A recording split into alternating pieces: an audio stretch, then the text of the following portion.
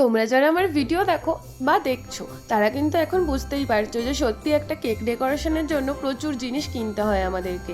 তো everyone, welcome to my mini blog. আশা করছি তোমরা সবাই খুব ভালো আছো আর আমিও খুব ভালো আছি।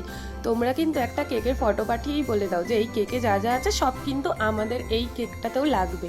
তো আমরা তখন বলি যে অবশ্যই দেবো যদি দোকানে অ্যাভেলেবেল থাকে, কারণ সবসময় দোকানে সব কিছুতে অ্যাভেলেবেল থাকে না, আর আমরাও সব কিছু এক্সট্রা কিনে কিনে বাড়িতে রেখে দিই না, কারণ একটা টাকারও ব্যাপার থাকে আর একটা জিনিসপত্র কে কখন নেবে সেটারও একটা ব্যাপার থাকে।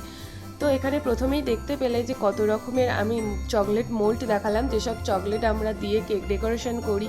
তারপরে নজেল দেখালাম, নানা রকমের বল দেখালাম, চকলেটের খাম দেখালাম। এখানে নানা রকমের থিমের স্টিকার পাওয়া যায়, যেই থিমগুলো দিয়ে আমরা কেক ডেকোরেশন করে থাকি। তারপরে নানা রকমের এখানে বাটারফ্লাই, নানা রকমের টপার, এই সব কিছু দিয়ে যখন আমরা কেক ডেকোরেশন করি না, সত্যিই কেকটা কিন্তু দুর্দান্ত দেখতে লাগে।